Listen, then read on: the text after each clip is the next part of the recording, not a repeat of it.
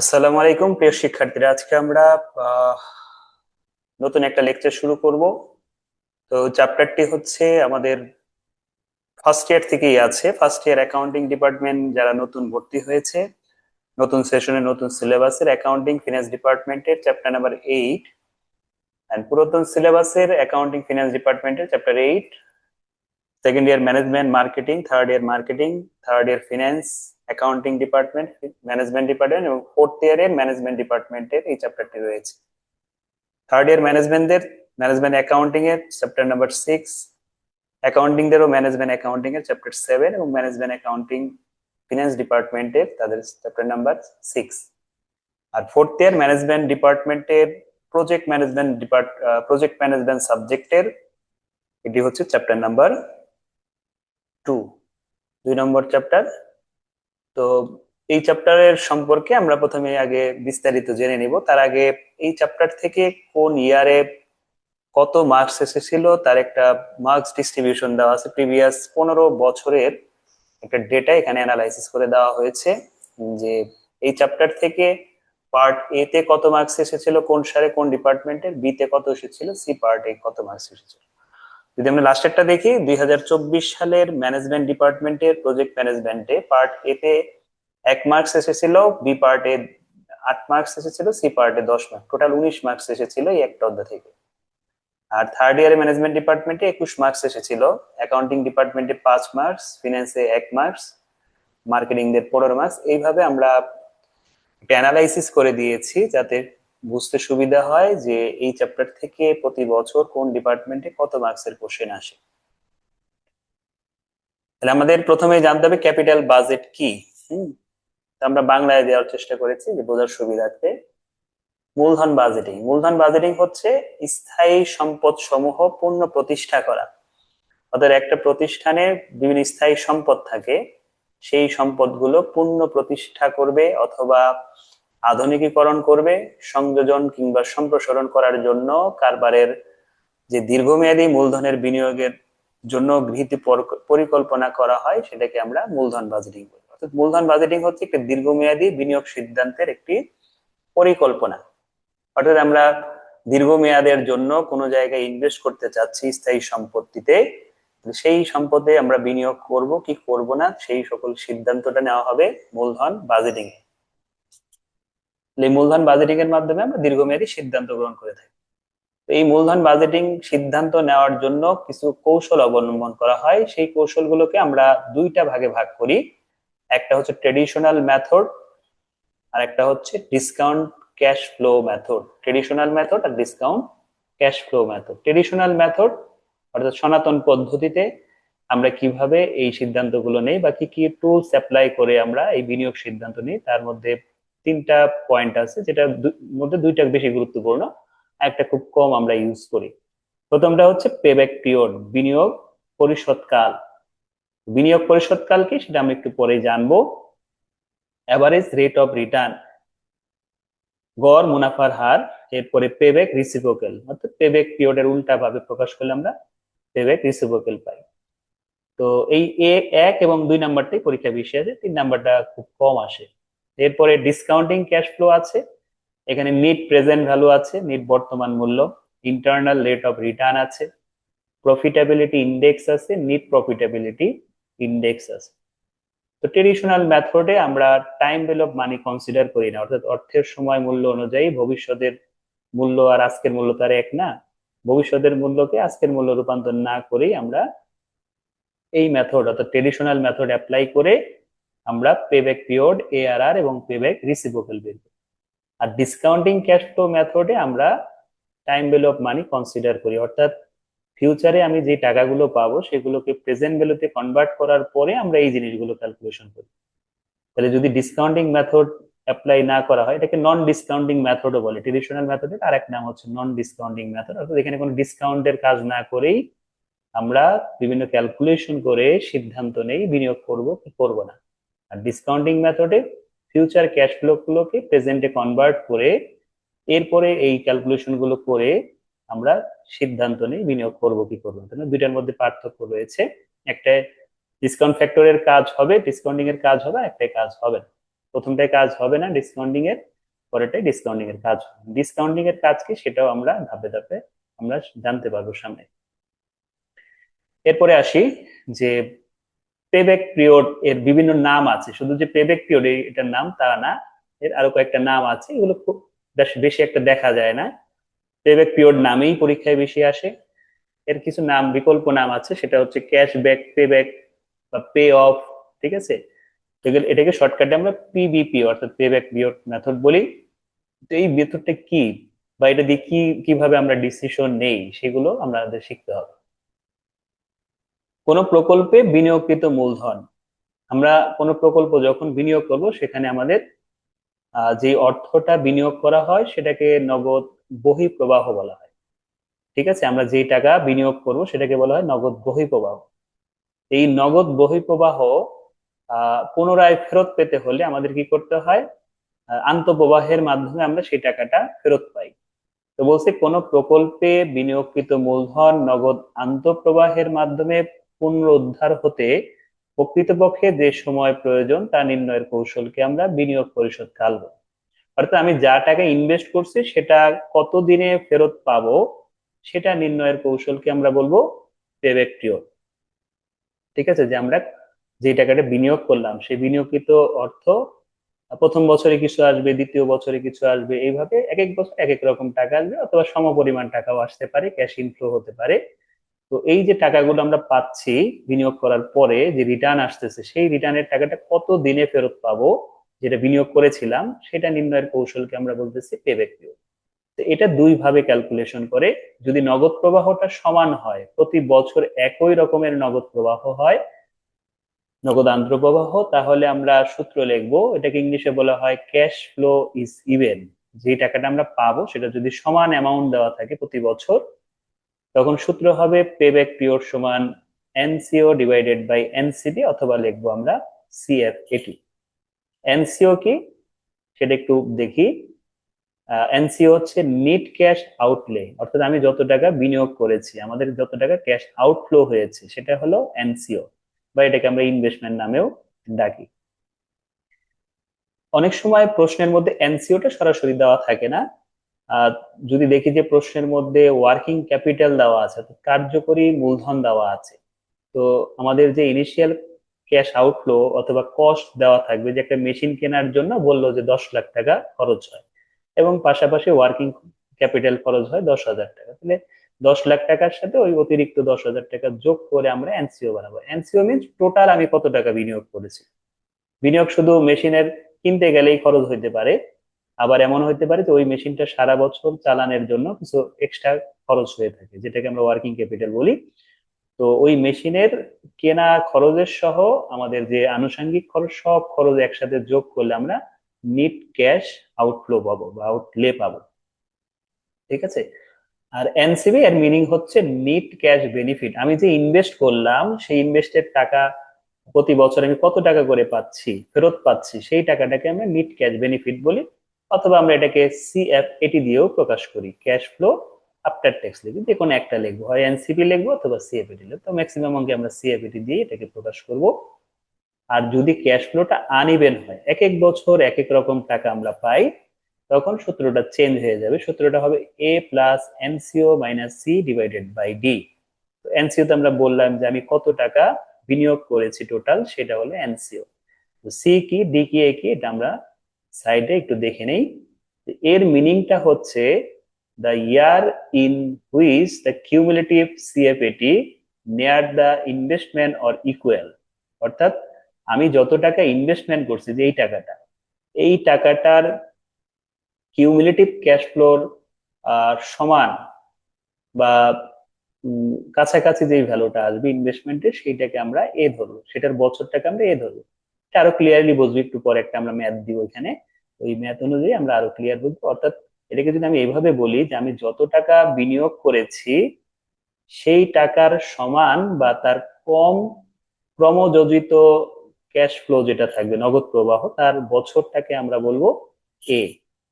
C হচ্ছে the cumulative CFAT near the investment, অর্থাৎ আমি যত টাকা ইনভেস্ট করছি সেটার কাছাকাছি যে কিউমুলেটিভ ক্যাশ ফ্লোটা আছে সেটা হলো সি। আর ডি কি, আমরা যেই বছরটাকে এ ধরবো তার পরবর্তী বছরের সিএফএটিটাকে আমরা ডি ধরবো। তো একটা এক্সাম্পল দিলে আরো ক্লিয়ার হবে বিষয়গুলো। তো আমরা একটা এক্সাম্পল দিলাম যে আমাদের বিনিয়োগ করা হয়েছে 27,000 টাকা। এরপরে একটা ক্যাশ ফ্লো দেওয়া, তো বছর বললাম 4 বছর, এবং এটাও প্রশ্নের মধ্যে দেওয়া থাকলো। ধরলাম যে প্রথম বছর আমাদের নগদ আন্তঃপ্রবাহ হয় পরবর্তী নগদ আন্তঃপ্রবাহ, যেটাকে ইংলিশে বলা হয় ক্যাশ ফ্লো আফটার ট্যাক্স। প্রথম বছর 10,000, 11,000, দ্বিতীয় বছর 10,000, তৃতীয় বছর 9,000, চতুর্থ বছর 8,000। তাহলে এই যে 11,000-এর 11,000 প্রথমে নিয়ে আসলাম, cumulative cash flow after tax করতেছি। এই 11-11 এখানে গেল, 11 এবং 10 যোগ করে হলো 21,000, 21 এবং 9,000 যোগ করে হলো 30,000, 30 এবং 8,000 যোগ করে হলো 38,000। ঠিক আছে, তো এইভাবে আমরা ক্রমযোজিত মান বের করলাম। তো আমি বিনিয়োগ করেছিলাম কত, 27,000। এই 27,000 আমরা এখানে বসাবো, 27,000। এই 27,000 বা তার কম কিউমুলেটিভ ক্যাশ ফ্লো কত দেখবো। তো 27,000-এর সমান বা তার কম, ঠিক আছে, বেশি দেওয়া যাবে না, 27,000-এর বেশি দেওয়া যাবে না, 27,000-এর বেশি কিন্তু 30,000 আছে, তার মানে এটা দেওয়া যাবে না। তাহলে এই 27,000-এর কাছাকাছি কোনটা আছে, 21,000 আছে। 11,000 আবার একটু কম হয়ে যায়, কারণ তার আগেও 21,000 আছে। তাহলে এই যে 27,000, আমরা সি কি বলছিলাম, the cumulative cash flow near the investment, মানে বিনিয়োগের কাছাকাছি যে cumulative cash flow after tax আছে সেটাকে আমরা সি ধরবো। অর্থাৎ আমি বিনিয়োগ করছি 27, 27-এর সমান বা তার ছোটটাকে আমরা সি ধরবো। তাহলে এই যে 21,000, এটাকে আমরা সি ধরেছি। এখন এই যে এই সি এর যে বছর, এটাকে আমরা এ ধরবো, কারণ আমাকে এখানে বলেই দিয়েছিল যে ইনভেস্টমেন্টের কিউমুলেটিভ সিএফএটির কাছাকাছি ইনভেস্টমেন্ট অথবা যে সমান, মানে বিনিয়োগের সমান কিউমুলেটিভ সিএফএটি আছে, তার বছরটাকে আমরা এ ধরবো, যে দা ইয়ার বলা আছে। তাহলে এই ইয়ারটাকে আমরা এ ধরছি। তো সহজ কথা উল্টা ভাবেও যদি চিন্তা করি, যে যেটা আমি সি ধরবো তার বছরটাকে আমি এ ধরবো। এরপরে হচ্ছে ডি লাগবে। ডি বলছে কি, যে এ যেই বছরটা আমি ধরছি তার পরের বছরের সিএবিটি। তাহলে এ ধরছি কোন বছরকে, 2 বছরকে, দ্বিতীয় বছরকে, তাহলে তার পরবর্তী বছর হলো 3। 3 নম্বর বছরে কোনটাকে নিতে বলছে, সিএবিটি কে। তাহলে সিএবিটি কত, 9 লাখ, সরি 9,000। তাহলে এই 9,000 হলো ডি। তাহলে আমি আবারও প্রথম থেকে বলতেছি যে বিনিয়োগ হচ্ছে 27,000, বিনিয়োগের সমান বা তার কম সি সিএবিটিটাকে ধরবো সি। তাহলে সি সিএবিটি 27,000-এর কম হলো এটা 21,000, এটাকে সি ধরলাম। সি যেটা ধরবো তার বছরকে ধরবো এ, যেটাকে এ লিখেছি। আর তার পরবর্তী বছরের ক্যাশ ফ্লো আফটার ট্যাক্সটাকে আমরা ডি ধরবো। এই জিনিসগুলো এখানে বসে ক্যালকুলেশন করলে আমরা অ্যান্সারটা পেয়ে যাবো। তাহলে দুইটা মেথড শিখলাম পেব্যাক পিরিয়ডের। একটা হলো বিনিয়োগের টাকা ক্যাশ ইনফ্লোটার যদি সমান হয়, আর একটা হলো ক্যাশ ইনফ্লো যদি আনইভেন অর্থাৎ অসমান হয়। তাহলে ইভেনের সময় কোনো এরকম ছোট্ট করতে হবে না, ডিরেক্ট বিনিয়োগের টাকাকে আমি যত টাকা করে প্রতি বছর সমান পাই সেটা দিয়ে ভাগ করব। আর যদি আনইভেন হয় তখন আমাকে এই ছকটা করার পরে আমাকে এই সূত্রটা লিখে প্রশ্নটা সলভ করতে হবে। এখন ডিসিশন দিতে হয় যে আমি এই কোন প্রকল্পে ইনভেস্ট করব কি করব না, কারণ আমার কাজই তো ক্যাপিটাল বাজেটে ডিসিশন নেওয়া যে আমি ফিক্সড অ্যাসেটে ইনভেস্ট করব কি করব না, বা একাধিক প্রজেক্ট থাকলে কোন প্রজেক্টে আমরা ইনভেস্ট করব। অ্যাকসেপ্ট অ্যান্ড রিজেক্ট ডিসিশন, দুইটা দিক থেকে আমরা এই ডিসিশনটা দিয়ে থাকি। একটা হলো ইন্ডিপেন্ডেন্স প্রজেক্ট, যদি দুইটা প্রজেক্ট থাকে, দুইটা প্রজেক্ট একটা আর একটা স্বাধীন প্রকল্প হয়, তাহলে একরকম ভাবে ডিসিশন দিতে হয়। আর আরেকটা হলো মিউচুয়ালি এক্সক্লুসিভ প্রজেক্ট, একটা প্রজেক্ট গ্রহণ করব আর একটা প্রজেক্টকে বর্জন করব, এটাকে বলা হয় মিউচুয়ালি এক্সক্লুসিভ প্রজেক্ট। তো সেই সিচুয়েশনে কিভাবে ডিসিশন দিতে হয়। তো প্রথমে দেখি ইন্ডিপেন্ডেন্স প্রজেক্টের সময়, অর্থাৎ দুইটা প্রজেক্ট যদি প্রশ্নে দেওয়া থাকে, একটা প্রজেক্ট আর একটা প্রজেক্টের সাথে কোনো সম্পর্ক নাই, অর্থাৎ তারা পরস্পর স্বাধীন, অর্থাৎ একজনের ডিসিশনটা আর একজনের ডিসিশনকে কোনোভাবে প্রভাবিত করবে না, সেই ক্ষেত্রে আমরা কিভাবে ডিসিশন দিব। তো সেই ক্ষেত্রে আমাদের কাজ হচ্ছে আমরা যে পেব্যাক পিরিয়ডটা বের করব, এখানে যে অ্যান্সারটা বের হবে সেই অ্যান্সারের যদি প্রজেক্টের লাইফ, বললাম যে আমাদের প্রজেক্টের লাইফ 5 বছর, ঠিক আছে। এখন আমাদের অ্যান্সার বের হলো 5 বছর বা তার কম। এটার মিনিংটা হচ্ছে যে এই যে প্রশ্নে যে প্রজেক্টের লাইফ দেওয়া থাকবে সেই লাইফের সমান অথবা যদি ছোট হয় তাহলে আমরা প্রজেক্টটাকে অ্যাকসেপ্ট করব। অর্থাৎ আমরা যে বিনিয়োগ করেছি সেই বিনিয়োগের টাকা যত দ্রুত উঠে আসবে, আমাদের প্রজেক্টের মেয়াদের চাইতে যত কম সময়ে উঠে আসবে, ততই এটা ভালো, কারণ দ্রুত সময়ে আমার বিনিয়োগকৃত টাকাটা ফেরত আসতেছে। আর যদি এমন হয় যে প্রজেক্টের লাইফ যা আছে তার চেয়ে রেজাল্ট বড় এসেছে, অ্যান্সারটা প্রশ্নে দেওয়া থাকলো 5 বছর, আমার অ্যান্সার বের হয়েছে 5 বছরের বেশি, তখন আমরা ওই প্রজেক্টটাকে রিজেক্ট করে দিব।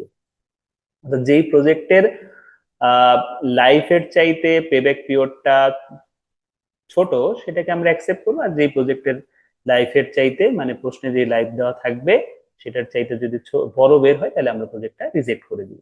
আর যদি মিউচুয়ালি এক্সক্লুসিভ প্রজেক্ট হয় তখন কিন্তু আমাদের মাথায় রাখতে হবে দুইটা প্রজেক্টের মধ্যে যে কোনো একটা প্রজেক্টকে সিলেক্ট করতে হবে, অর্থাৎ একটাকে অ্যাকসেপ্ট করবো আর একটাকে রিজেক্ট করবো। অর্থাৎ একটা প্রজেক্টের সাথে আর একটা প্রজেক্টের তুলনা করাটাই হচ্ছে মিউচুয়ালি এক্সক্লুসিভ প্রজেক্ট। তাহলে সেই ক্ষেত্রে যেই প্রজেক্টের পেব্যাক পিরিয়ডটা ছোট সেটা আমরা অ্যাকসেপ্ট করব, ঠিক আছে। এইভাবে আমরা পেব্যাক পিরিয়ড বের করে সিদ্ধান্ত দিই। আমরা প্রত্যেকটা সূত্রের ব্যাখ্যাগুলো আগে জেনে পরে অঙ্কে গেলে আমাদের অঙ্কগুলো বুঝতে সুবিধা হবে। এই জন্য আমরা ধাপে ধাপে সূত্রগুলো আগে দেখে নিই। অ্যাভারেজ রেট অফ রিটার্ন, যে কোনো প্রকল্প হতে নগদ আন্তঃপ্রবাহের মাধ্যমে যে সুযোগ পাওয়া যায় তাকে আমরা কি বলি, যে সুবিধা পাওয়া যায় তার মুনাফার হারকে গড় উপার্জন হার বলে। অর্থাৎ আমি যেই টাকাটা ইনভেস্ট করেছিলাম সেখান থেকে আমি প্রতি বছর কি পাই, একটা নগদ আন্তঃপ্রবাহ আমাদের হয়। তো সেই নগদ আন্তঃপ্রবাহের মধ্যে আবার মুনাফা থাকে, ঠিক আছে, আন্তঃপ্রবাহের মধ্যে মুনাফা থাকে। এই মুনাফাটার যে গড় হার সেটাকে আমরা গড় মুনাফার হার বলি। তো এটা কিভাবে আমরা বের করি, তো সেটা একটু দেখবো। যে ARR, average rate of return base on average investment, দুইটা ওয়েতে এই ARR বের করা হয়। একটা হলো এভারেজ ইনভেস্টমেন্টের ভিত্তিতে আর একটা হলো অরিজিনাল ইনভেস্টমেন্টের ভিত্তিতে। প্রশ্নে যদি উল্লেখ না থাকে যে কিসের ভিত্তিতে আমরা ARR করব, তখন আমরা অলওয়েজ এভারেজ ইনভেস্টমেন্টের উপর ভিত্তি করেই ARR-টা বের করি। তাহলে এভারেজ ইএটি কে এভারেজ ইনভেস্টমেন্ট দিয়ে ভাগ 100 দিয়ে গুণ করব, কারণ আমরা যেই টাকা ইনভেস্ট করেছিলাম গড় মুনাফাকে গড় বিনিয়োগ দিয়ে ভাগ করে সেই বিনিয়োগের থেকে যে রিটার্নের রেট, অর্থাৎ আমি যা ইনভেস্ট করেছিলাম সেখান থেকে যে রিটার্নটা পাচ্ছি সেটা কত পার্সেন্ট পাচ্ছি, মানে পার্সেন্টেজে কনভার্ট করাটার ওয়েটাই হচ্ছে এভারেজ রেট অফ রিটার্ন। তাহলে এভারেজ ইএটিটা কিভাবে পাবো বা এভারেজ ইনভেস্টমেন্টটা কিভাবে পাবো এটা একটু পরে আমরা দেখতেছি। তো ARR base on original investment যদি লেখা থাকে তখনই শুধু আমরা এই সূত্রটা অ্যাপ্লাই করব, অথবা লেখা থাকবে return on investment, ROI meaning হচ্ছে রিটার্ন অন ইনভেস্টমেন্ট। যদি বলে রিটার্ন অন ইনভেস্টমেন্ট ক্যালকুলেট করো তখন আমরা এই সূত্রটা লিখবো। তখন সূত্র কি হবে, উপরে এভারেজ ইএটি ছিল এখানেও এভারেজ ইএটি থাকবে, 100 দিয়ে মাল্টিপ্লাই ছিল এটাও ঠিক থাকবে। যখন এভারেজ ইনভেস্টমেন্টের উপর ভিত্তি করে করব তখন এভারেজ ইনভেস্টমেন্ট লিখবো, আর যখন অরিজিনাল ইনভেস্টমেন্টের উপর ভিত্তি করে অথবা ROI লেখা থাকবে প্রশ্নে তখন আমরা এনসিও, অর্থাৎ আমি যেটাকে বিনিয়োগ করেছিলাম এনসিও বা যেটাকে আমরা ইনভেস্টমেন্ট নামে প্রকাশ করি যে কোনো একটা লিখবো। অবলিক দিয়ে দিয়েছি কারণ এক একজন এক একভাবে আমরা প্রকাশ করি বা পরিচয় এক একভাবে দেওয়া থাকে, এই জন্য আমরা অবলিক দিয়ে দুইটাই মেনশন করে দিয়েছি যে আমি এনসিও বা ইনভেস্টমেন্টের টাকা দিয়ে ভাগ করলে আমাদের ROI রিটার্ন অন ইনভেস্টমেন্টটা ক্যালকুলেট হয়ে যাবে। তো এখন আমরা দেখবো এভারেজ ইএটি তাহলে কিভাবে বের করে, এভারেজ ইনভেস্টমেন্ট কিভাবে বের করতে হয়। এভারেজ ইএটি, প্রশ্নের টোটাল ইএটি কে আমরা টোটাল ইয়ার দিয়ে ভাগ করব। প্রশ্নে আমাদের যতগুলো বছরের আর্নিং আফটার ট্যাক্স দেওয়া থাকবে সেই সবগুলো আর্নিং আফটার ট্যাক্স যোগ করে বছর দিয়ে ভাগ করলে আমরা এভারেজ আর্নিং আফটার ট্যাক্স পাবো। যদি ক্যাশ ফ্লোটা ইভেন হয় মানে সব বছর সেম টাকা দেওয়া থাকে তখন আর এই এভারেজের প্রয়োজন হয় না, কারণ ওই একটা টাকাই এভারেজ হিসেবে কাউন্ট হয়, কারণ একই টাকা প্রতি বছর দিয়ে ওইটাকে যোগ করে আবার বছর দিয়ে ভাগ দিলে যে অ্যান্সার আসবে ক্যাশ ফ্লো ইভেনের সময় একটা cash flow after tax earning after tax যেটা দেওয়া থাকবে সেটা সেম অ্যামাউন্ট আসবে। সেগুলো আমরা প্র্যাকটিক্যালি আমরা অঙ্কে আরো দেখব। যখন ক্যাশ ফ্লোটা আনইভেন থাকে তখন মূলত সবগুলো ক্যাশ ফ্লোর টাকা সবগুলো ইএটির টাকা আর্নিং আফটার ট্যাক্সের টাকা যোগ করে বছর দিয়ে ভাগ দিতে হয়। ক্যাশ ফ্লো ইভেন হলে তখন আর এই কাজটার প্রয়োজন পড়ে না। এভারেজ ইনভেস্টমেন্ট, প্রশ্নে যে কস্ট দেওয়া থাকবে সেই কস্টকে সাথে স্যালভেজ ভ্যালু যোগ করব, ভগ্নাংশ মূল্য যোগ করে 2 দিয়ে ভাগ করব। তার সাথে যদি প্রশ্নে ওয়ার্কিং ক্যাপিটাল থাকে, যেটাকে আমরা নিট ওয়ার্কিং ক্যাপিটাল বলতেছি, এনডব্লিউসি মিন্স নিট ওয়ার্কিং ক্যাপিটাল, সেটা যোগ করব। তাহলে প্রথমে কি করব, কস্টের সাথে স্যালভেজ ভ্যালু যোগ করে 2 দিয়ে ভাগ করে যা আসবে তার সাথে আমরা ওয়ার্কিং ক্যাপিটাল যোগ করলে এভারেজ ইনভেস্টমেন্ট পাবো। যদি নিট ওয়ার্কিং ক্যাপিটাল না থাকে সেই ক্ষেত্রে আমরা আসলে এই দুইটাকে যোগ করে 2 দিয়ে ভাগ দেব। নিট এনডব্লিউসি এর মিনিংটা আমরা লিখে দিয়েছি, নিট ওয়ার্কিং ক্যাপিটাল। এসবি বিভিন্ন নামে থাকে, sale base value, scrap value বা রিসিডিয়াল ভ্যালু নামে থাকে। এরপরে ইএটি, আর্নিং আফটার ট্যাক্স। অনেক সময় প্রশ্নের মধ্যে সরাসরি ইএটি না দিয়ে, মানে আর্নিং আফটার ট্যাক্স না থেকে প্রশ্নের মধ্যে থাকতে পারে ক্যাশ ফ্লো আফটার ট্যাক্স। যদি প্রশ্নে ক্যাশ ফ্লো আফটার ট্যাক্স থাকে, সেখান থেকে ডিপ্রিসিয়েশন মাইনাস করলে আমরা আর্নিং আফটার ট্যাক্স পাবো। ঠিক আছে, এখানে কিভাবে অ্যাকসেপ্ট এবং রিজেক্ট ডিসিশনটা নেওয়া হয় সেটা একটু দেখি। ইন্ডিপেন্ডেন্স প্রজেক্টের বেলায় প্রশ্নে কস্ট অফ ক্যাপিটাল দেওয়া থাকবে, সেই কস্ট অফ ক্যাপিটালের চাইতে যদি বড় বা সমান হয়, শুধুমাত্র পেব্যাক পিরিয়ডে কমটাকে আমরা অ্যাকসেপ্ট করি। বাকি এখন যতগুলো মেথড দেখবো, প্রত্যেকটা মেথডে আমরা অ্যান্সারটা বড় আসলে এটাকে অ্যাকসেপ্ট করি। তাহলে কস্ট অফ ক্যাপিটালের প্রশ্নের মধ্যে দেওয়া থাকবে, কস্ট অফ ক্যাপিটালের আরেক নাম রেট অফ রিটার্নও লেখা থাকে অনেক সময় প্রশ্নে, বা ডিসকাউন্ট ফ্যাক্টর লেখা থাকে। তো এই যে প্রশ্নে যে কস্ট অফ ক্যাপিটাল দেওয়া থাকবে, ওইটার চাইতে যদি আমাদের অ্যান্সারটা বড় বা সমান হয় তাহলে প্রজেক্ট অ্যাকসেপ্ট করব। আর যদি কস্ট অফ ক্যাপিটালের চাইতে রেজাল্টটা ছোট আসে, এখানে ক্যালকুলেশনের রেজাল্টটা, তখন আমরা এটাকে রিজেক্ট করে দিব।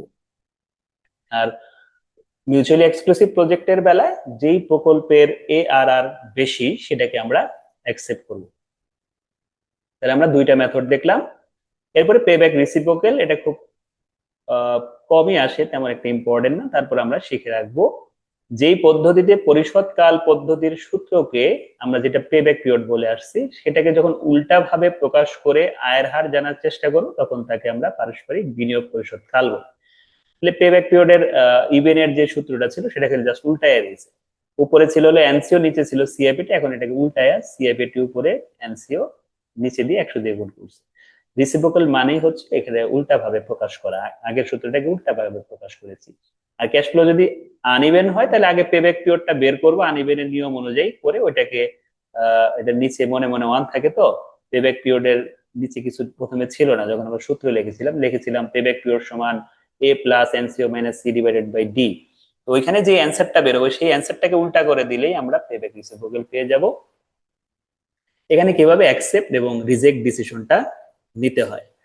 তো অ্যাকসেপ্ট অ্যান্ড রিজেক্ট ডিসিশনে আমাদের ইন্ডিপেন্ডেন্স প্রজেক্টের সময় কস্ট অফ ক্যাপিটালের চাইতে যদি পেব্যাক রিসিপ্রোকাল বড় বা সমান হয় অ্যাকসেপ্ট করব, ছোট হলে রিজেক্ট করব। সেম ওই এআরআর এর মতোই ডিসিশনটা দিতে হবে, এখানেও সেম পেব্যাক রিসিপ্রোকাল বেশি হলে অ্যাকসেপ্ট করব। এরপরে নিট প্রেজেন্ট ভ্যালু, নিট বর্তমান মূল্য। আমরা যে টাকা ইনভেস্ট করেছি সেখান থেকে আমরা কি বলছি, যে প্রতি বছরই একটা আমাদের নগদ আন্তঃপ্রবাহ, যেটা আমরা ইনভেস্ট করেছি সেটা বহিঃপ্রবাহ, আর যেটা আমাদের কাছে ফেরত আসবে প্রতি বছর সেটা হচ্ছে আন্তঃপ্রবাহ। সেই আন্তঃপ্রবাহগুলোকে ভবিষ্যৎ যে আন্তঃপ্রবাহগুলো সেগুলোকে একটা নির্দিষ্ট হারে বাট্টা করে, মানে একটা নির্দিষ্ট হারে এগুলোকে বর্তমান মূল্যে রূপান্তর করতে হবে। ঠিক আছে, যেটাকে আমরা বাট্টাকরণ বলি। তো বর্তমান মূল্যে রূপান্তর করার পর মোট বর্তমান মূল্য থেকে প্রকল্পের প্রারম্ভিক ব্যয় বাদ দিলে যে মূল্য পাওয়া যাবে তাকে নিট বর্তমান মূল্য বলে। অর্থাৎ আমাদের সূত্রটা যেই রকম সেই অনুযায়ী আমরা এখানে সংজ্ঞাটাকে সাজিয়েছি, যে সূত্রে যা যা করা লাগে সেটাকে এভাবে লেখার কারণে সংজ্ঞাটা একটু বড় হয়েছে। এটা মনে রাখলে আমাদের কিন্তু সূত্রটাও অটোমেটিকলি হয়ে যাবে। অর্থাৎ আমি ভবিষ্যতে যে নগদ আন্তঃপ্রবাহ গুলো পাবো, অর্থাৎ 1 বছর পরে কিছু টাকা পাবো, 2 বছর পরে কিছু টাকা পাবো, এগুলো ফিউচারে পাবো। তো এগুলোকে প্রথমে একটা বাট্টার হার দিয়ে বর্তমান মূল্যে রূপান্তর করে এগুলোকে সবগুলো বছরের গুলো আবার কি করতে হবে, একসাথে করতে হবে। এই জন্য নাম দিয়েছে মোট বর্তমান মূল্য, অর্থাৎ টোটাল প্রেজেন্ট ভ্যালু। সেই টোটাল প্রেজেন্ট ভ্যালু থেকে আমরা যে প্রথমে বিনিয়োগ করেছিলাম সেই মূল্যটা বাদ দিলে নিট বর্তমান মূল্য।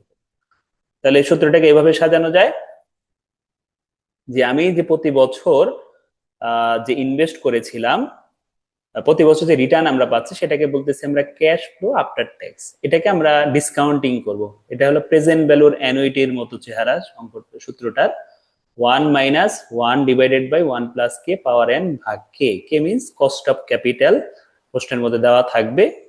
তো এই কস্ট অফ ক্যাপিটালের রেট এখানে বসাবো, যত বছরের অঙ্ক সেই বছরটা বসাবো, আর আমি প্রতি বছর যত টাকা করে ক্যাশ ফ্লো পাচ্ছি সেটাকে আমরা এখানে মাল্টিপ্লাই করব। প্রশ্নে যদি স্যালভেজ ভ্যালু, ওয়ার্কিং ক্যাপিটাল এগুলো থাকে তাহলে এই পার্টটা আসবে, না থাকলে এই পার্টটা আসবে না। এখান থেকে বিনিয়োগের টাকাটা আমরা মাইনাস করবো। এই সূত্রটা অ্যাপ্লাই করবো যখন ক্যাশ ফ্লোটা ইকুয়াল হবে বা ইভেন হবে, প্রতি বছর সেম ক্যাশ ফ্লো থাকবে, তখন আমরা এই ওয়েতে সলভ করব। আর যদি ক্যাশ ফ্লোটা আনইভেন হয় তখন এইভাবে ভেঙে ভেঙে করতে হবে। ক্যাশ ফ্লো প্রথম বছরেরটা, দ্বিতীয় বছরেরটা, এরকম যত বছর থাকবে দিয়ে এবার শেষের বছরটা বসিয়ে বিনিয়োগের টাকাটা মাইনাস করলেই ক্যাশ ফ্লো আনইভেনের সময় এই ফর্মুলাটা ইউজ করবে। তাহলে এই যে এতটুকু অংশ মাইনাসের আগের অংশটুকু, এটা হলো টোটাল প্রেজেন্ট ভ্যালু। হ্যাঁ, এই পুরোটা অংশ হলো টোটাল প্রেজেন্ট ভ্যালু। সেখান থেকে আমরা ইনভেস্টেড টাকা বাদ দিয়ে এনপিভি পাচ্ছি। এখানেও সেম, এই নিচের এই পুরোটা অংশ হলো টোটাল প্রেজেন্ট ভ্যালু। আমি যে ফিউচারে টাকা পাচ্ছি সেগুলোর প্রেজেন্ট ভ্যালু, সেখান থেকে আমি বিনিয়োগের টাকাটা মাইনাস করলেই এনপিভি পাচ্ছি। সেটাই সংজ্ঞা আকারে লিখেছে যে ভবিষ্যতে আমরা যে অর্থ পাচ্ছি বা নগদ আন্তঃপ্রবাহ হচ্ছে সেগুলোকে একটা নির্দিষ্ট বাট্টার হারে বর্তমান মূল্যে রূপান্তর করার পর সবগুলো কিন্তু একসাথে যোগ করতেছি। এই মোট বর্তমান মূল্য থেকে বিনিয়োগের অর্থ বাদ দেওয়ার পর যে মূল্য পাচ্ছে সেটাকেই নিট বর্তমান মূল্য বলা হচ্ছে। এখানে অ্যাকসেপ্ট রিজেক্ট সিস্টেমটা কি, যদি এনপিবির মানটা ধনাত্মক আসে অর্থাৎ প্লাসের মান আসে অ্যান্সারটা, তাহলে অ্যাকসেপ্ট করবো, মাইনাসের আসলে রিজেক্ট করে দিব। আর মিউচুয়াল এক্সক্লুসিভের সময় যেটার এনপিবিটা বড় সেটা অ্যাকসেপ্ট করবো।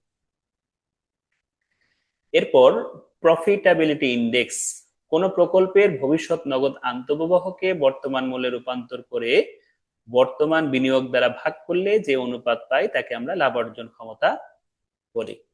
অর্থাৎ আমি যে ভবিষ্যতে যে নগদ আন্তঃপ্রবাহ হচ্ছে, এই দিকটা আগে যে দেখালাম, আমরা আবার যদি পিছনের দিকে যাই, এই যে এটা হলো টোটাল বর্তমান মূল্য না, টোটাল বর্তমান মূল্য। এইটাকে যখন এটাকে দিয়ে ভাগ দিবে, এটা তো মাইনাস করছি, মাইনাস করলে পাবো এনপিভি। আর যদি ভাগ দেই, এখানে ভাগ চিহ্নটা দেই, পুরোটা রেজাল্টের সাথে এটা ভাগ দেই, তখন এটা হয়ে যাবে নিট বর্তমান মূল্য। এই প্রফিটেবিলিটি ইন্ডেক্স সেটাই লিখেছে এখানে, যে টোটাল বর্তমান মূল্য মানে টোটাল প্রেজেন্ট ভ্যালুকে এনসিও দিয়ে ভাগ করে আমরা পিআই পেলাম, প্রফিটেবিলিটি ইন্ডেক্স। এখানে অ্যাকসেপ্ট রিজেক্টের ডিসিশন সেম, একের সমান বা একের বড় যদি আসে তাহলে অ্যাকসেপ্ট করবো, একের ছোট হলে রিজেক্ট করে দিব। আর মিউচুয়ালি এক্সক্লুসিভ প্রজেক্টের সময় হায়ার পিআই, পিআই যেটা বেশি সেটাকে আমরা অ্যাকসেপ্ট করব। আর নেট প্রফিটেবিলিটি ইন্ডেক্স এই সেম ডেফিনেশনই, শুধু এইখানে লিখেছিলাম কি কাকে দিয়ে কাকে ভাগ করব, বর্তমান মূল্যকে ভাগ করব বিনিয়োগ দ্বারা। আর এখানে লিখবো নিট বর্তমান মূল্যকে আমাদের বর্তমান যে বিনিয়োগ ছিল সেটা দিয়ে ভাগ করলে নিট লাভ অর্জন ক্ষমতা পাবো। অর্থাৎ এনপিভি, নিট প্রেজেন্ট ভ্যালু, এটাকে এনসিও দিয়ে ভাগ 100 দিয়ে গুণ করলে এনপিআই পাবো। এরপরে আমাদের last IRR, internal rate of return. Internal rate of রিটার্নটা কিভাবে পাবো, যেই হারে নগদ আন্তঃপ্রবাহকে বাট্টাকরণ করলে নিট বর্তমান মূল্য শূন্য হবে তাকে আমরা অভ্যন্তরীণ উপার্জন হার বলি। অর্থাৎ এই আইআরআর হচ্ছে একটা বাট্টার হার, যেই হারে আমরা এনপিবি কে জিরো বানাতে পারি। অর্থাৎ এনপিবির দিকে যদি আমরা আবার যাই, এই যে এনপিবিটা, এটার কোনো না কোনো একটা রেজাল্ট আসবে যদি এইভাবে আমরা হিসাব করি। তো এই রেজাল্টটাকে জিরো বানাইতে হলে এখানে একটা রেট বসাইতে হয়, এমন একটা রেট এখানে বসাইতে হবে যেই রেটে পুরোটা ক্যালকুলেশন করলে অ্যান্সারটা জিরো হবে। আর ওই সেই রেটটাকেই বলা হচ্ছে আইআরআর। অর্থাৎ কি বললাম, যে এই এনপিবির ভ্যালু জিরো বানানোর জন্য যেই বাট্টার হার নিয়ে আমরা কাজ করি সেটাই হচ্ছে ইন্টারনাল রেট অফ রিটার্ন। তো এই রেট অফ রিটার্নটা কিভাবে পাবো, A plus C, C minus D into B minus A. এর মিনিংটা কি, এ হচ্ছে লোয়ার ডিসকাউন্টিং রেট, বি হচ্ছে higher discounting rate, C positive NPV, D negative NPV. তাহলে তার মানে আমাদের অঙ্কে দুইটা এনপিবি লাগবে, একটা পজিটিভ এনপিবি, একটা নেগেটিভ এনপিবি। আর দুইটা ডিসকাউন্টিং রেট লাগবে, একটা লোয়ার ডিসকাউন্টিং রেট, একটা হায়ার ডিসকাউন্টিং রেট। তো এটা কিভাবে ধরতে হয় সেটা আমরা দেখাই দিব, যে লোয়ার ডিসকাউন্টেড রেট বা হায়ার ডিসকাউন্টেড রেট কখন কোনটা ধরতে হয়, কিভাবে ধরতে হয়, সেগুলো আমরা ম্যাথমেটিক্যালি দেখাবো।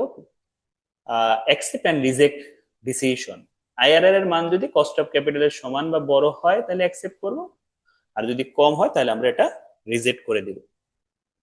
আর যেই প্রজেক্টের আইআরআর বড় হবে সেটাকে আমরা অ্যাকসেপ্ট করব। এখন আসি যে আইআরআর এর ডিসকাউন্টিং রেট কখন বাড়াবো আর কখন কমাবো, কারণ ডিসকাউন্টিং রেট প্রশ্নে একটা নর্মালি দেওয়া থাকে, সেটাকে বাড়িয়ে বা কমিয়ে ধনাত্মক বা ঋণাত্মক মান বের করতে হয়। আর এনপিবি করতে গেলে দুইটা এনপিবি লাগবে আইআরআর করতে গেলে।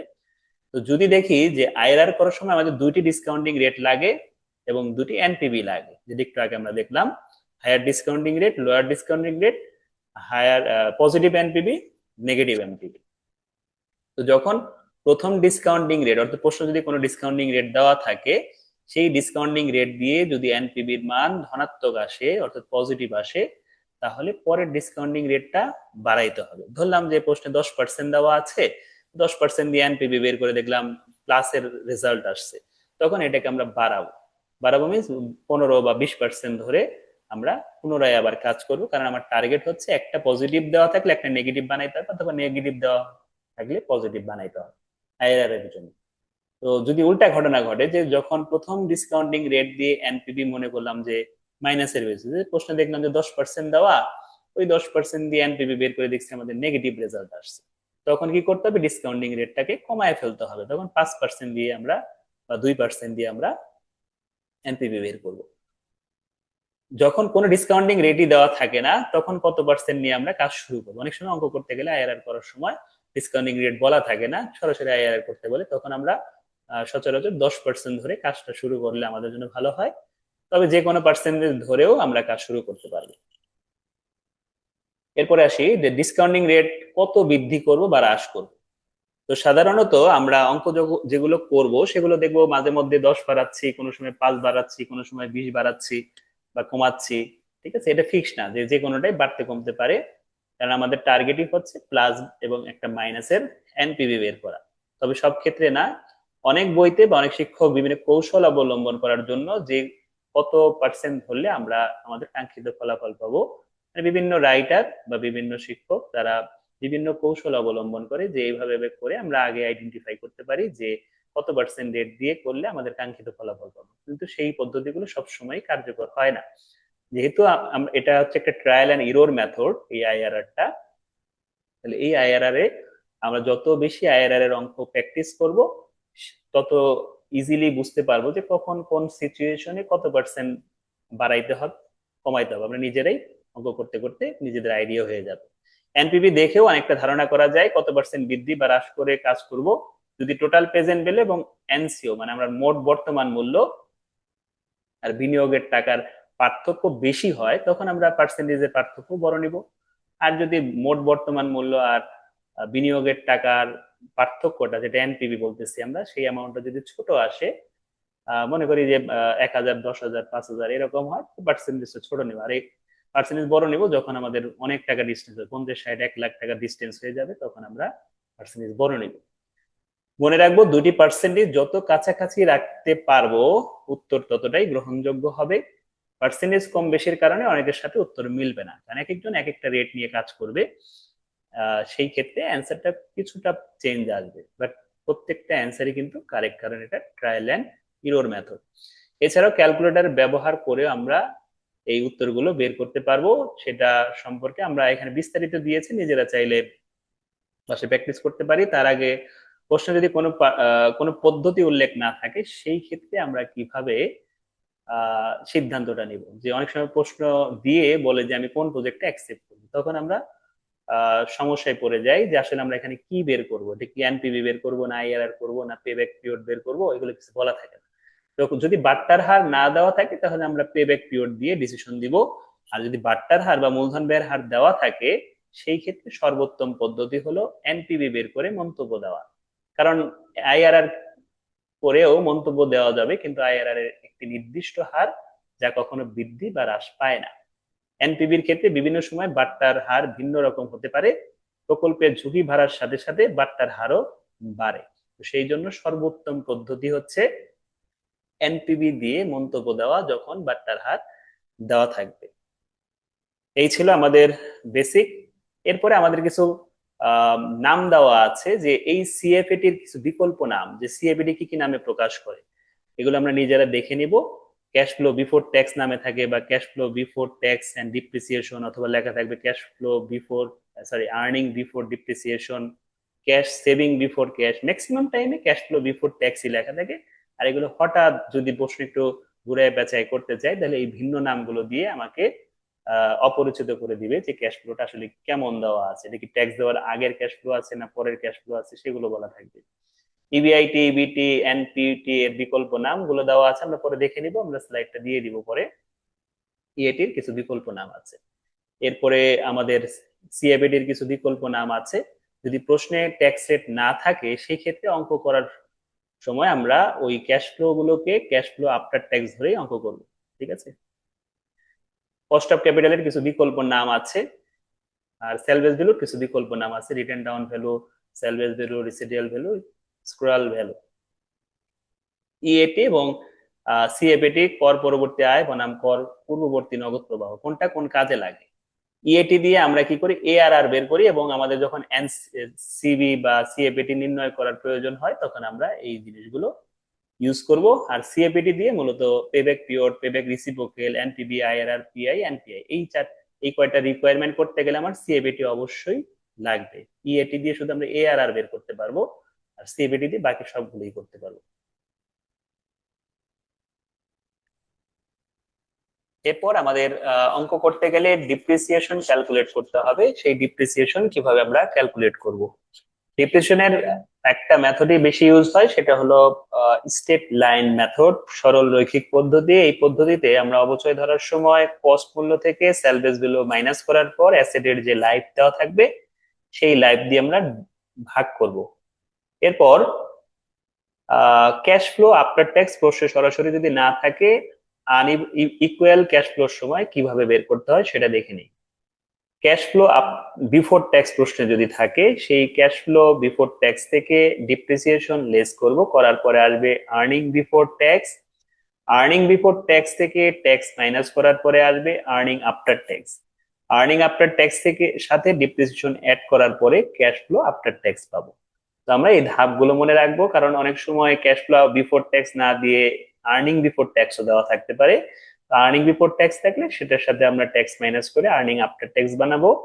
আর্নিং আফটার ট্যাক্সের সাথে ডিপ্রিসিয়েশন যোগ করে ক্যাশ ফ্লো আফটার ট্যাক্স বানাবো। আবার অনেক সময় ক্যাশ ফ্লো আফটার ট্যাক্স দেওয়া থাকবে, আমাদের আর্নিং আফটার ট্যাক্স এর প্রয়োজন হবে এভারেজ রেট অফ রিটার্ন বের করার সময়, তখন এই ক্যাশ ফ্লো আফটার ট্যাক্স থেকে ডিপ্রিসিয়েশন মাইনাস করলে আমরা আর্নিং আফটার ট্যাক্স পাবো, যেটা কিনা আমরা এআরআর বের করার সময়ও দেখিয়েছি, এবারে ইএটি বের করার সময় ফর্মুলার মধ্যে দেখিয়েছিলাম ক্যাশ ফ্লো আফটার ট্যাক্স থেকে ডিপ্রিসিয়েশন লেস করলে আর্নিং আফটার ট্যাক্স পাওয়া যায়। তাহলে আমরা আবারও বলতেছি যে ক্যাশ ফ্লো আফটার ট্যাক্স দিয়ে আমাদের payback period, এনপিবি, IRR, PI, NPI এগুলো বের করা যাবে, পেব্যাক রিসিপ্রোকেল।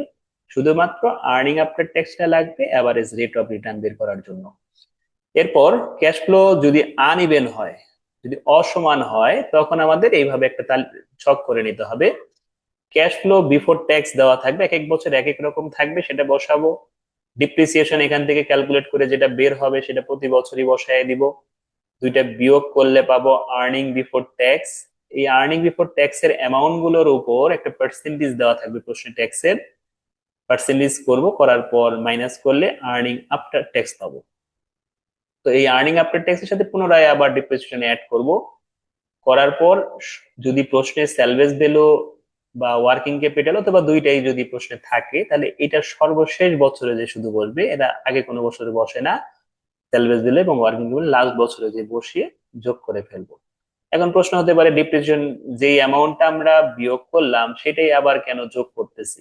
কারণ এটার মূল কারণ হচ্ছে এই যে ট্যাক্স, কারণ ডিপ্রিসিয়েশনের উপর কোনো ট্যাক্স হয় না।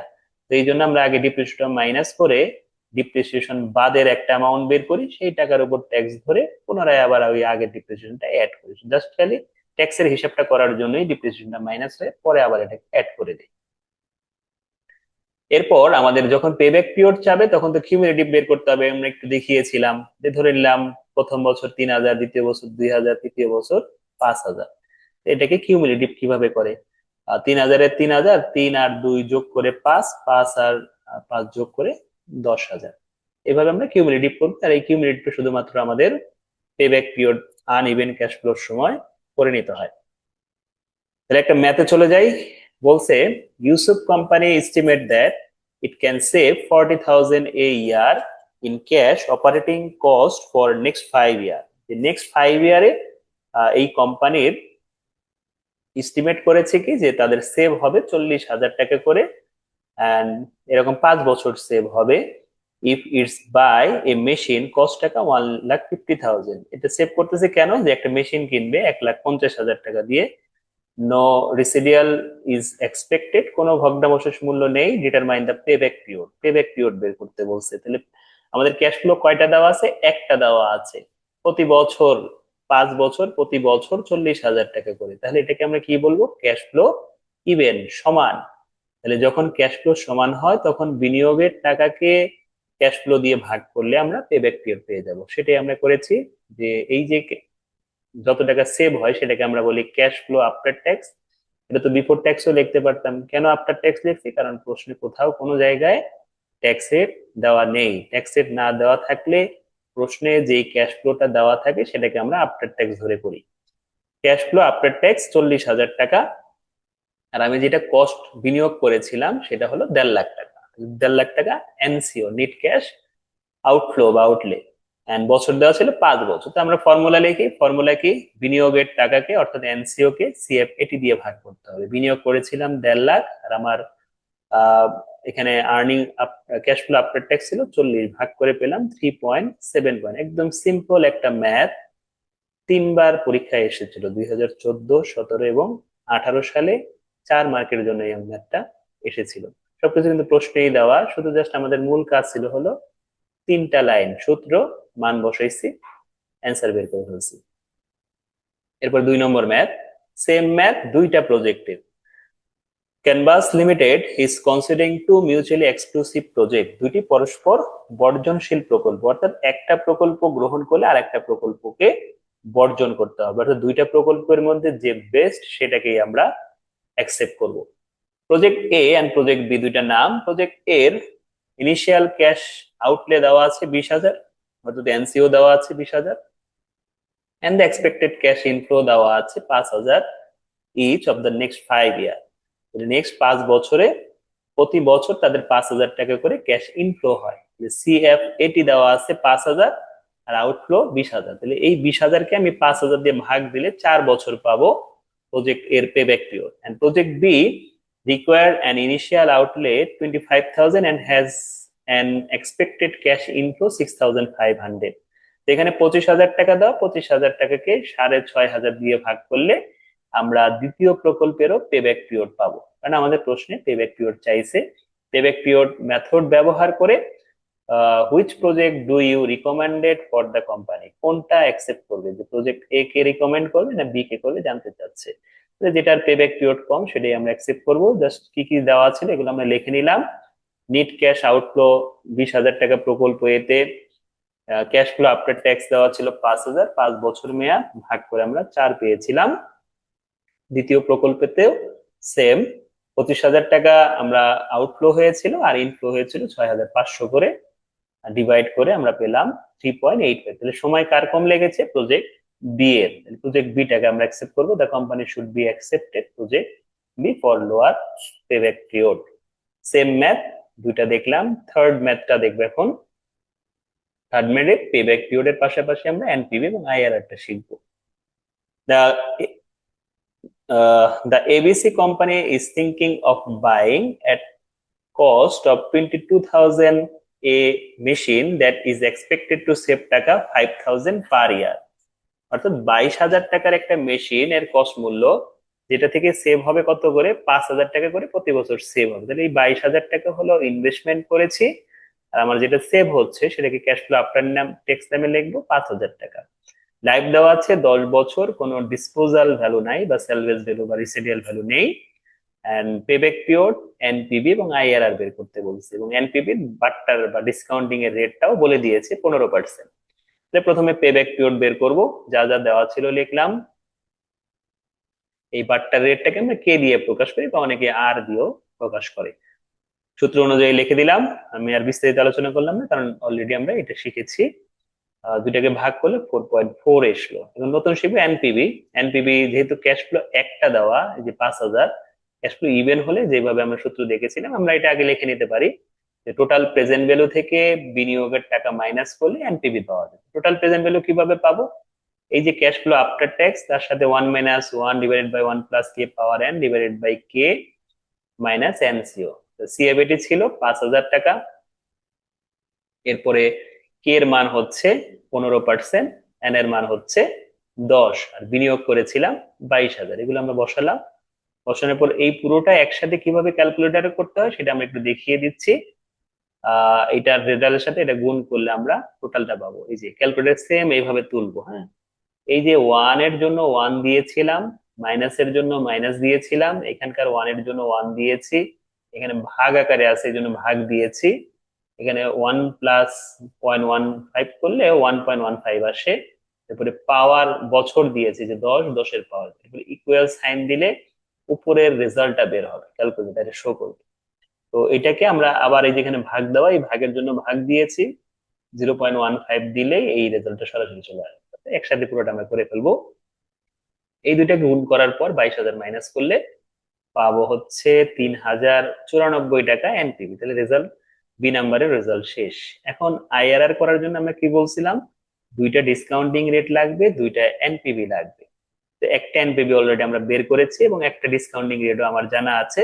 তাহলে আমার আরেকটা ডিসকাউন্টিং রেট এবং এনপিভি লাগবে। তাহলে এই যে অ্যামাউন্টটা, এই অ্যামাউন্টটা কিন্তু বেশি বড় না, মাত্র 3,094। এদের পার্থক্যটা কম বের হয়েছে। তাহলে আমরা এই ডিসকাউন্টিং রেটটাকে কি করব?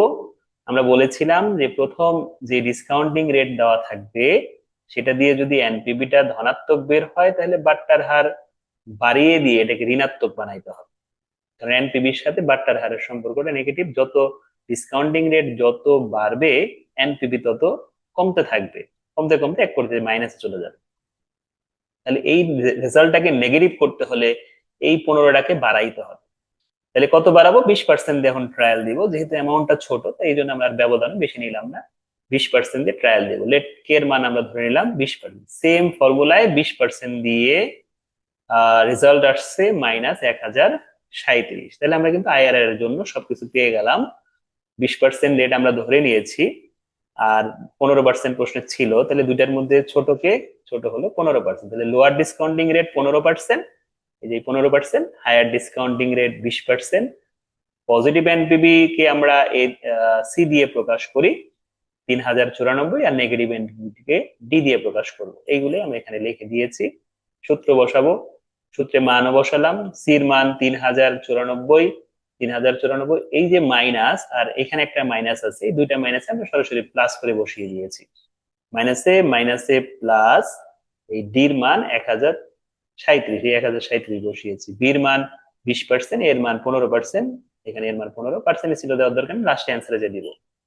এখন এই যে এই এই কাজটা আগে করতে হবে। এই পুরো অ্যামাউন্টটাকে এটা দিয়ে ভাগ দিয়ে গুণ করে, মানে এই দুটোর বিয়োগফলের সাথে গুণ করে, মানে 5 আছে এখানে, এই রেজাল্টের সাথে 5 গুণ দেওয়ার পরে 15 যোগ করব। অনেকেই পরীক্ষার হলে কি করে যে এই ভাগের কাজ করার পর এটার সাথে আগে যোগ করে পরে গুণ দেয়, কিন্তু এটা কিন্তু ভুল প্রসেস। আমরা আগে এই ভাগের কাজ করবো, এই পুরোটার ভাগের কাজ করব, করে এখানে যে 5 আসলো বিয়োগফল সেটা গুণ দেওয়ার পরে সর্বশেষ কাজ হচ্ছে যোগের।